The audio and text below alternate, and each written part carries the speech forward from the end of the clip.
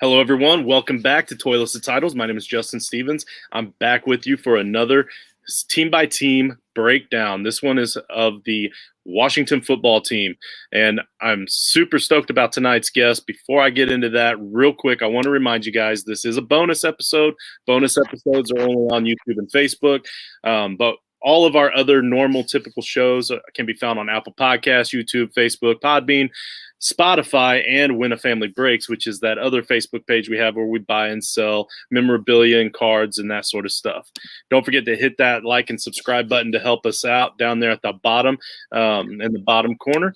That 5-star review, you know it's important. Right now, you can actually listen to Scott Fish's podcast that he recently put out on his Commissioners podcast that he does, where he's talking about our Frankenstein League, our listener league for the Frankenstein League. It's a huge ordeal. It's 3-copy league. If you give us that 5-star review, you DM it and you send it to us, send us that screenshot to us, then you will be in the running for a free entry for that league. So otherwise, it's a $25 entry, and you're all welcome to join. Just send me at JustinFF_ or the show at Toilets and Titles a DM, and we'll get you in. And the final way you can support us is at Patreon down there at the bottom /Toilets and Titles. Type that in the search bar. Trust me, nobody else has that handle. You'll find us. All right, so now on to our guest for this evening. Of course, you all know Robbie. We've collaborated a couple of times here and there at Rumboyz, founder of the Rumboyz, actually the Rumboyz network, which is growing. It's becoming a huge thing. And you can also check out that amazing YouTube channel. So this is two shows in a row. Earlier tonight, I did the Panthers breakdown with the Panther Nation podcast, and they had an amazing YouTube. This dude also has an amazing YouTube channel, and I'm not just saying that, guys. If you really want to aspire to have a great YouTube channel, Robbie's is one of them that I hope my YouTube channel can become when it grows up. So, Robbie, how you doing tonight, buddy?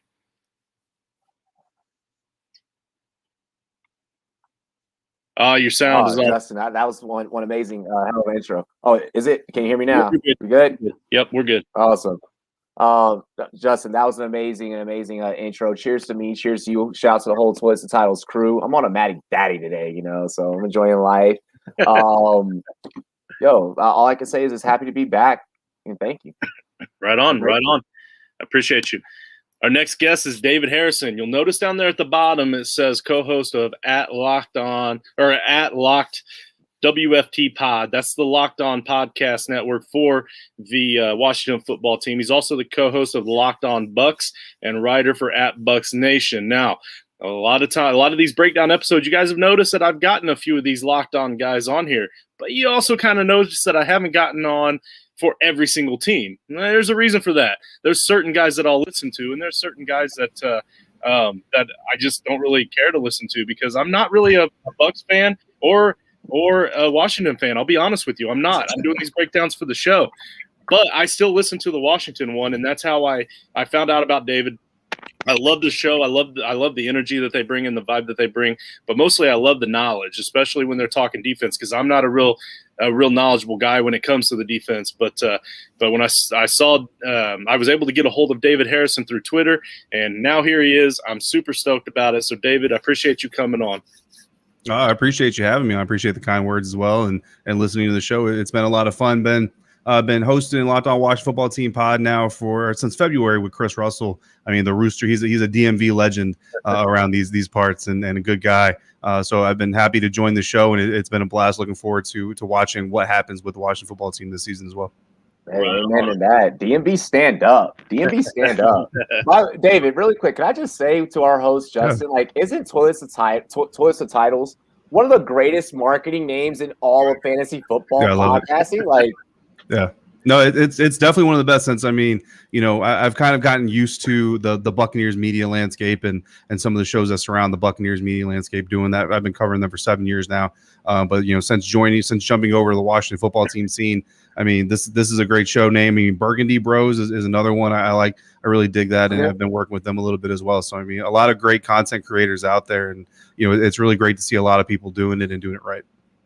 Right on. Well, I appreciate that. Down at the bottom, you'll see John Sheps chimed in. He's actually the guy that came up with the title name. He's my co-host for the show and one of the founders of the show with me. So props to him. And then of course my wife came up with the idea for the logo up there. My son created it, the graphics for it. So it's a nice little family affair. Family effort. Yeah, that's right. That's right. An all-in family effort. So we're going to talk Washington football team. We've spent 5 minutes boosting each other up, so let's talk a little Washington football team here. And my first question is a pretty simple one, but I have a point to it. Okay, so bear with me. So my first question, and I'll give you guys a little time to think about it, but it is what in the world is the Washington football team's new name going to become? Do we actually know yet? And before you answer, I want to throw something out there. My boy John Sheps, like I said, you just saw him down there at the bottom. Yeah. With an incredible idea. What we're going to do is we're going to give each of you 2 guesses, okay? We're going to keep this. We've got it on video. If one of you guess it correctly, then we're going to donate $50 to the charity of your choice in your name. So Hayden Hurst Foundation, stand up. Let's go. And this gives you an opportunity to get your voice out there to Washington, to the Washington football team, and let them know what the fans want the team name to be. So whichever one of you want to chime in first, if you guys have any good ideas, you're welcome to jump in. I'm gonna pull an 8 Mile, and I'm gonna let David go first. Go ahead. Yeah, that's not a problem. That's not a problem. So I like Red Wolves. You know, that's my personal one. That's the one that I like the most.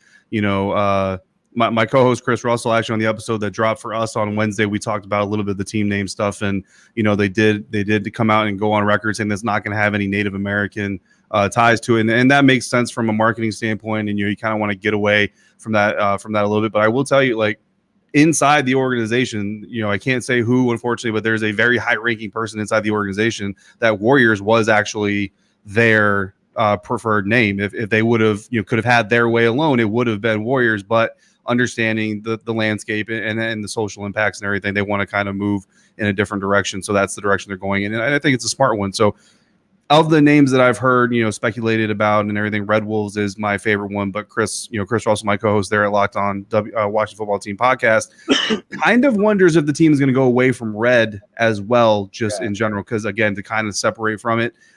Me personally, I kind of hope that, you know, maybe the inclusion of the word red in a new name like Red Wolves would not be carried over, and that transference of negativity wouldn't be carried over. But I mean, there is the potential, and I almost kind of wonder if the Washington football team didn't decide to go ahead and announce that they're going to get away from the Native American imagery to kind of gauge public reaction and also the reaction from the Native American community, because it's also possible the Native American community could come out and say, listen, we don't mind a team being named after our history and our heritage. We just want it to be a good and a positive one, right. In which case, I mean, never say never, right? Could actually reinvigorate the team name Warriors potentially, but it could also give life to a team name like Red Wolves. Well, I had that one pulled up ready to go because that was the one that I was going to roll with too, based off of what I had heard. But also I had 4 of them from like, you know, over a year ago when all this really started going down, whenever I had 4 of them, and the Red Wolves were one of them just because my wife went to school at IU East in Richmond, Indiana, and they were the IU Red Wolves. And I just thought it sounded perfect. The Washington Red Wolves just sounds amazing. So yeah, you still get the yell HCTR, like it works. Not a whole lot, you know, has to change. One of the things that David did mention, though, you know, in his take, we haven't really necessarily heard very boisterous feedback from, you know, tribal leaders when in regards to this matter. It really is, you know, a typical 2020, 2021, you know, people of other races coming out and saying, well, I'm offended by it, so we have to get rid of it. And there are also, you know, tribes that haven't came out, but their voices haven't been the majority of would have been heard. So I like that during this, the organization are taking a look at, you know, seeing and making sure that we don't cross that lines again and potentially offending the people that are affected by this the most. So that's the due diligence that I want to point out with Washington that I do enjoy. I really, so I saw this Facebook group graphic, and it was just the Wolves. Someone did the report came out. I think it was JP Finley has stated that the organization is going to be completely getting away from anything red or anything, Native American-esque. But the colors are likely to remain the same. With that being said, with that being stated, I think that it could be the Wolves, and I do think that it could be the Warriors. Those are my two picks. I think that it could be either just Wolves or just Warriors. How the merch will look, I don't know. I am personally, as a fan, just begging, please give us a logo because I ain't trying to be out here looking like these damn Browns fans. Well, on behalf of anybody, well, I guess I can't word it that way because I don't have a tattoo, but anybody that has a Redskins tattoo is probably really hoping for something like the red easier. One of my old coworkers when I used to work sales back in the day. He actually, and he flaunted it. He was like, even though we suck, he was like, "Yeah, I'm a Redskins fan. Yeah, like what's up?" Like, and I'm like, "Bro, you are not even from Washington. You just like politics, and that's what attracted you." Like, Hey. Right on. So I get a second one, right? That's right. So it seems to be a pretty popular opinion that there could be some sort of militaristic or even maybe political, like presidents. Monarchs was a name. Yeah. I would Washington Monarchs is a name that I would have a problem with. Not, I wouldn't, try to start up like a petition or anything, but it would seem weird to me to have Monarchs as a team name for a team in the nation's capital and a democratic nation, republic. So I'm gonna go with Generals, and it almost feels a little generic, you know what I mean? But like, if they want to go with a little bit, right? So, but if they want to go in a militaristic standpoint, I don't know that the PR would be all that great about it. But honestly, when you kind of look at it, right, a year ago when the team went to Washington football team, the PR on it was terrible. It was horrible. They were ridiculed, mocked on pretty much every national show and everything else. But now a year later, I mean, there are fans out there who would like to see WFT stay and just stay Washington football team. I think a lot of people want a logo like you were talking about. But there, now a year later, a year removed, a playoff berth removed, you know what I mean? The Washington football team moniker doesn't seem as comical as it once did. So thinking futuristic, Washington Generals, when you release it, a lot of people are, probably gonna be like, really, like you went Generals. That's kind of the low hanging fruit, but they probably did. They probably did. But 5 years from now, especially if the team is competitive, maybe they have another Lombardi in the franchise. Washington Generals 5 years from now becomes kind of synonymous and everybody's just comfortable with it. So I think, when you're talking about a rebranding from a communications and PR standpoint, you're more looking big picture than short picture. I don't like Admirals because I feel like if you're going Admirals, you got to change the color scheme. And I don't think anybody wants them to change the color scheme. Yeah, no, that one down there. This was my second one. The Sentinels. Yeah, that's another one I've seen as well. Yeah. Yeah, I've seen the Sentinels. Is that a red wolf that's trying to make an appearance? No, it's a little tiny rat. It's my mom's dog, but she's awesome. Like, she's a dope dog, but like, yeah. All right, guys. So we are 13 minutes into it, and we've yet to really talk football. So let's get down to some brass tacks here. What I want to know is what we have to be excited about with that Washington defense, because last season that defense took huge strides. I felt like had they stayed completely healthy, they could have been one of the top defenses in the league, which they kind of already were in a lot of categories. So what have they done this offseason to even improve on that? What are some things that we need to watch for when we're watching the games on Sundays? So first off, I mean, Kareem Jackson, and then the continued evolution of one Cameron Curl, right, in the secondary. I think that this secondary is probably more than likely going to have two categories. I'm going bold: the most pick sixes in the league and the most picks in the league. Yeah, go ahead and write that. Justin's like, I'm going to type that one down. We're going to make sure we hold Robbie to this one. Also, Montez Sweat, Deron Payne, Chase Young, those guys on that line, they're not playing around. They're not playing around. When you're creating that much pressure for quarterbacks, and then when you also play, Dallas and Philly, and these teams that they're still figuring out a lot.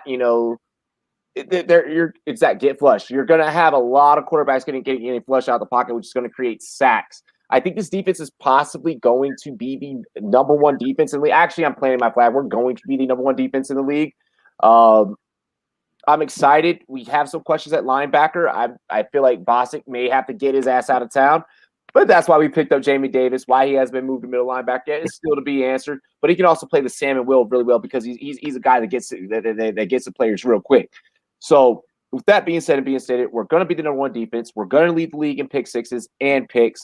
That's my take. Let's go WFT. That's what we're shouting now. David, yeah. That? No, I like it. I like the excitement, I like the energy. I mean, listen, it's always hard to predict which defense is going to be the number one defense in the National Football League because, to be quite honest with you, a lot of that is predicated on what the other side of the ball does and what the offense does, and even the special teams. I mean, if you have a special teams unit that is consistently giving your opponent field position on, in between the 40s instead of, inside their own 30, inside their own 20, preferably, that's going to play a part into the scores or the points allowed and everything else. But I mean, that pass rush is legit. It was already one of the best pass rushes in the National Football League. It should only get better, health permitting. Obviously, that's always the biggest, hang up for anything. Is health has to be, the luck of being, injury free or at least injury minimized is always the biggest question in the National Football League. And then that secondary, I mean, listen, they added a lot of talent. They added a lot of length in William Jackson III and Benjamin St. Juste. When I was down in Mobile, the first day I walked in Senior Bowl practices, we stepped down to the field, myself and Ross Jackson, the host of the Locked On Saints podcast and one of our Locked On NFL national hosts as well. We walked in the stadium together. We walked down to the wall to start watching our first day of practice, and immediately Benjamin St. Juste jumped off the field for me, both covering in the slot, both covering on top and as a free safety, in press, in off coverage. I mean, the kid just made plays all week in NFL schemes and with NFL coaching. So, I mean, to see him land with the Washington football team defense and a coordinator like Jack Del Rio that's going to ask him to use his athleticism, his length aggressively and to be aggressive, it's you couldn't ask for a better fit in my mind for Benjamin St. Juste. And then the linebackers, like you said, that is the weakest part of this defense, to be quite honest with you. And whether or not Jamin Davis plays the Mike or he plays the weak side position, he's going to help make that group better. I think a stroke of genius that maybe is a little bit undersold right now is the fact that Jack Del Rio started him off as the Mike linebacker in the rookie camps, in the OTAs, because he's literally learning the entire defense playing that Mike position. Whether he stays there or not doesn't matter, because if he plays weak side with John there in the middle, he's going to know what everybody on the field is supposed to be doing, and that's going to help him. If you know what's happening in front of you, behind you, to your left and your right, you as a player, as a weak side linebacker, can be a lot more confident to make a lot of really great plays. And you look at the Buccaneers and their linebacker Levante David, who played the weak side until they switched to a 4-3 system or a 3-4 system. Sorry. That's exactly what you're looking at is a weak side linebacker like Levante, who knows where his teammates are supposed to be. So he goes out and does his job and takes advantage of the leverage that those guys provide him. So I started off the show talking about how much I enjoy the defensive breakdown that we get from the Locked On Washington Football Team episode. You guys, I wasn't lying. I'm telling you, this is every episode. This is legit. This is what you get. So down here at the bottom, though, Robbie, I got to tell you, Coach Shep said he agrees with you. Right. And you mentioned something about the coaching staff there. So you guys got to be excited about that too. From the outside looking in. I'm a Colts fan, right? Admittedly, I don't follow Washington, but from the outside looking in, that coaching staff is looking pretty incredible. So you got to be excited about that as well, right? So, absolutely. What I've always been going on air and telling people is we actually finally have football people running the football team. Before, and I wouldn't say that we were a team that was cursed. I think a team like the Chargers are cursed, right? Like Dan Fauci, Phillip Rivers, Drew Brees, they can never make it no matter what, right? We're not necessarily cursed. It's just that we have an owner that thinks that his checkbook can solve every problem, okay? And that may be true for certain issues in DC that we won't get into on this episode, but that's not true when it comes to the sport of football. Well, you just lost the whole charity thing, because if the owners see that, he's not picking your teams. All right. But I mean, so with that being said, and with that being stated, I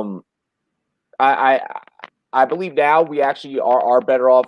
Del Rio, Turner, Mayhew making decisions in the front office. We now bring in the first African American female in Jennifer King as a running backs coach. She's actually really hands on. A lot of the changes that we're making, some of them be looked at as like, oh, well, you're making these changes for PR purposes or whatever. You're trying to save face from, your bad history. But I'm looking at it as, no, we're actually trying to come back and win a Super Bowl, baby. We're trying to remember what it really meant to be burgundy and gold back in the early 90s. And we're bringing back that mean, up front, gold hitting jerseys. And I'm excited about it. I'm here for it. That ferociousness that only a red wolf can bring. Oh, I like what you did there. Yeah, absolutely. I mean, that's something that, getting to move over to cover the Washington football team. The first thing that made me as excited as I was to cover the team is Ron Rivera. Again, covering the Buccaneers, he's obviously a longtime staple in the NFC South. Being the head coach for the Carolina Panthers as long as he was. And I've told a lot of people this, wherever I was, if Ron Rivera was there, usually it's a scouting combine, right? Because everybody is there and everybody's talking. I would make a special point to go and catch Ron Rivera's press conferences or when he's talking to people, because even though I don't cover the Panthers and I never really got a lot of content that I could use out of it for my own job and for my own show and for writing. But just to hear the man speak, I mean, for one, he's upfront and he's honest, he's genuine, and he knows what he's talking about. And he's the kind of coach that players want to play for, because he's never going to beat around the bush. If you're playing for a Ron Rivera coach team, you know where you stand. If you're playing for a Jack Del Rio defense or team, you know where you stand. There's no questions of does he like me, does he not like me? Exactly. Now, I don't know Scott Turner, but I can just imagine with the people that are in the building, Scott Turner and Nick Hazard, the special teams coordinator, are probably the same type of people. You know what I mean? Birds of a feather tend to flock together. And then, like you said, Robbie, I mean, some of these hires, Coach King and Jason Wright and Julie Donaldson, like, people can say whatever they want as to the aesthetics. And yeah, the aesthetics help. And it just so happens that they're finding really good people that also help fit the social narratives and aesthetics that they're trying to meet. But make no mistake about it, these people are in their jobs for a reason, and they're killing it inside that organization. And they're really helping Dan Snyder. Hopefully, the new leaf turned is genuine. That's still to be seen. But no matter what is genuine is the amount of control he's giving back to people in the organization who should have had it all along. Those positions that, you go back to Coach Gruden talking about him coming off the yacht to make a draft pick. Like, that should have never been something that happened. And under the way that things are starting to turn, it doesn't look like those things will be happening again, at least in the near term. No, and I just want to shout out Scott Turner really quick. He is the son of Norv Turner. One of my very first fantasy football lineups that I had ever featured Antonio Gates at the tight end position, featured LaDainian Tomlinson on there. I had Drew Brees back in the day when he was in charge and he was still really good. Expect fireworks, Washington. Fantasy football players, expect fireworks. There you go. Go back, watch old Norv Turner offense film. I'm telling you. Speaking of fireworks, this is a great segue. We talked about how great that defense is, and we know what the quarterback situation has been in Washington for the last couple of years. Now you have a firework at quarterback. Like, in my mind, I get why Ryan Fitzpatrick is a journeyman. I understand it. I totally understand that he wasn't that great in his younger years, and he was always behind greater players, and he's just slowly built a name for himself and slowly built his game. But he's been in the league so long and learned from those guys so much that he's actually a very dynamic player in his own right, especially for his age. Does he have what it takes to take the talent that this offense has with the defense that you guys have and make it to a Super Bowl? That's tough, honestly, because here's the realism. Here's the realism. Because like we were just a touchdown away from possibly beating the Bucks, right? But that was under Heineke, and there was a lot of we're actually going to try and stay steady with Fitzmagic, with Fitzpatrick. I'll start off my take with calling Fitzpatrick, and I'll segue into saying we can either get Fitzmagic or Fitztragic, one of the two. He's going to have games where he's going to have his 4 interceptions, yada yada yada. Like, okay. But the guy actually balled out last year and looked pretty good with Miami. And Miami made a mistake by benching him. Miami could have ended up in the playoffs and actually been well. But they're playing for the future. We're trying to play for the right now. Right. Could this be Fitzpatrick's first ever Pro Bowl season? Potentially, honestly. I mean, with the defense, it's going to afford you a lot of opportunities to put the ball back in your hands and even right some of your wrongs that you may make. It could be okay. I mean, in a Scott Turner offense, that you've never targeted a tight end really in your career. You have Logan Thomas there. He speaks quarterback. Could possibly be a connection there. Now you have weapons in Curtis Samuel and Terry McLaurin. They're not going to drop balls like a whole hell of a lot. Antonio Gibson out the backfield, J.D. McKissick with his ability to catch the ball at the backfield. I'm not too worried about this offense. Super Bowl, probably not. Playoff perennial, absolutely.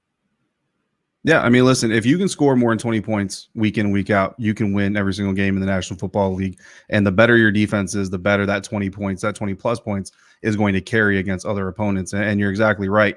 Ryan Fitzpatrick is going to make some mistakes. He's a quarterback. Tom Brady makes mistakes. And one thing that if you go back and you look at that 8-game winning streak that the Buccaneers had that ended in the Super Bowl win, what you're going to notice is that when Tom Brady made a mistake, whether it be a 3-and-out because of a bad pass or an incompletion or an interception or a turnover, that defense a lot of times was able to bail them out, whether it be by holding teams to field goals or by getting the ball back themselves. And that kind of goes into what Robbie was talking about with leading the league in interceptions and takeaways and even some pick sixes. I mean, if it's Fuller or if it's Jackson or if it's Benjamin St-Juste or whoever it is, if this defense can turn a Ryan Fitzpatrick interception into a pick six their way, I mean, that's just, that's a 12-point turnaround in a lot of eyes. You know what I mean? So those are kind of some of the key things that you look at. And when you look at Ryan Fitzpatrick's history versus his present, situation with the Washington football team, this is the best team that he's ever had the opportunity to be a starting quarterback for.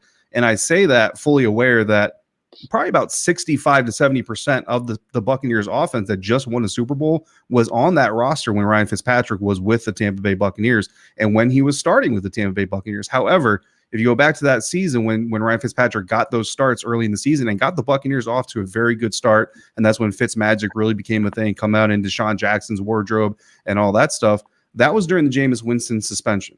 And make no mistake about it, Jameis Winston was a starting quarterback on that team as soon as that suspension was over. And Ryan Fitzpatrick, everybody in that building, everybody in the league knew it. So Ryan Fitzpatrick never really had control of that roster. He is in control of this roster right now. If he's not the starting quarterback for the Washington football team, it's going to be because he lost control. It wasn't taken away from him. So this is the best roster that Ryan Fitzpatrick has ever been a part of as a starting quarterback, as the starting quarterback. And Ryan is not, to use kind of a NASCAR analogy, he's not the driver that's going to add horsepower to your car. But if you give him a vehicle with enough horsepower to get to the finish line, he can drive that sucker. And I'm telling you, I am really excited to see Ryan. I told Chris behind the scenes when I first joined the show that if Ryan Fitzpatrick was the quarterback the Washington football team went with, I was going to be extremely excited because I love covering him in Tampa. Those teammates love him. When he came back with the Miami Dolphins for a preseason in 2019, I'm telling you, every single Buccaneers player stayed on that practice field to spend time with Ryan Fitzpatrick and his family and his squad of children as well. Trust me, like Ryan Fitzpatrick is a football player, and he's a guy that these guys are going to want to follow and they're going to love playing with. He can get that car to the finish line if the vehicle is ready. Yeah, I'm mad that I live out here in Colorado Springs and I have to fucking cover the Broncos up close. Oh, I did it. I did it. You're all good. I think we're allowed to anyway. So we're good. So I tell you what. So you guys have hit on a lot about that offense, and I feel like this team went out of their way to improve themselves everywhere they've needed to the last couple of years. Between Antonio Gibson at running back, McLaurin, the wide receiving core is already great, and they added De'Ami Brown in the draft, which I think was a great pick. And then, of course, at tight end, you have a very respectable tight end. Logan Thomas proved that he can do it. What I don't know as a fantasy football guy and a non-Washington fan, I don't know about that offensive line. I'm not in tune with that. How excited are you for Ryan Fitzpatrick to stay off of his ass? Bro, we retain Sheriff a little bit longer, and I'm okay with that. Okay. But the pickup of Sam Cosmi, like at first when we grabbed Jamin Davis and we didn't move up to get Sewell, I was like, we have a chance to get Sewell, like we can move up, like we can do this.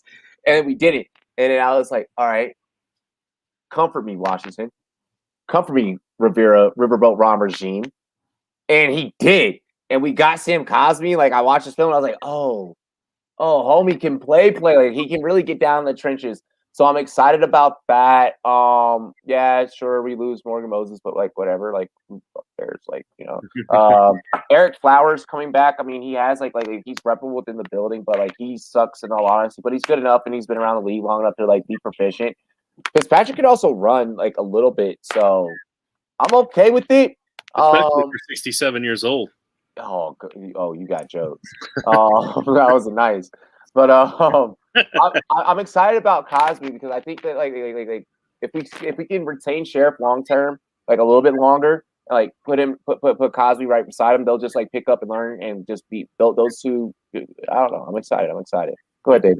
Okay. Yeah, I mean, outside of injury, I think Sam Cosmi's window to start begins next year. I don't, just from what we've seen already and what we're being told, I think this year he's going to be a depth player. I mean, hey, don't count the kid out. Training camp is still here and preseason is still coming. So, I mean, never say never type of thing, but they've got what I would call a solid offensive line, right? In an NFL term, solid means average. And really that's what you need. I mean, if you have a quarterback who's intelligent, which obviously Ryan Fitzpatrick is intelligent, doesn't always capitalize on his intelligence, but he's an intelligent quarterback. And yeah, and like you said, Rob, he's got underrated athleticism. He's not Patrick Mahomes. He's definitely not Lamar Jackson, but he's not Tom Brady either. He's not a statue, there in the backfield, and he loves to run. He loves to improvise. He loves to have fun playing the game. Like those reactions that you see on the field of him in the highlights after big plays or touchdown plays, those aren't for the cameras. Those aren't for the gifs. Those aren't for the memes. That's Ryan Fitzpatrick loving to play this game and loving to do what he does. So you've got a quarterback out there that he's not going to look at the offense line and say, it's your fault that we're losing or your fault that we're struggling. He's going to go out there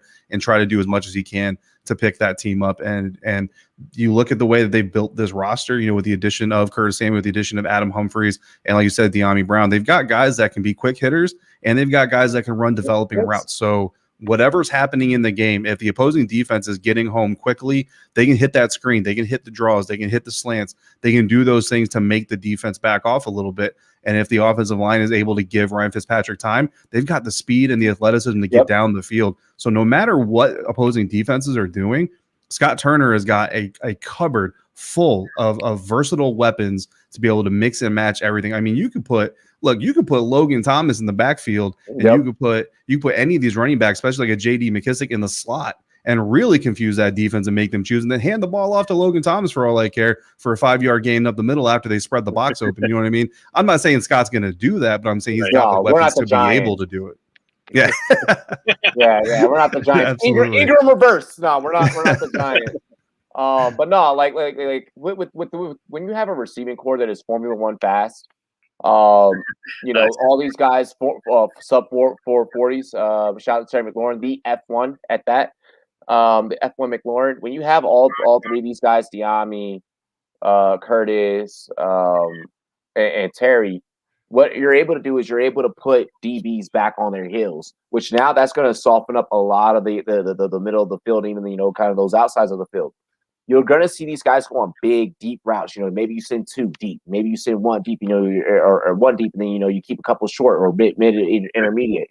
Logan Thomas is still going to eat. How I said earlier. Yep. Fitzpatrick doesn't traditionally target the tight end. He's still going to eat in this offense. Antonio Gibson is going to get these short dump offs.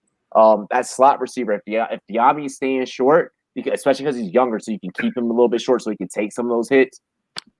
Look for him to possibly be a viable asset in out of the slot. If they don't put Curtis Samuel there, Curtis Samuel can also take jet sweeps, and you can send Terry McLaurin. Boom, Terry, I want you to just go deep, take that defender deep. Then we're just gonna bow, hand it off to Curtis. He's gonna end around and take off right behind you, and they are fast enough to do it. So this offense is gonna be fun to watch and fun to study on film. Hopefully Riverboat Ron was at home writing down that play right there as you were going through the motions.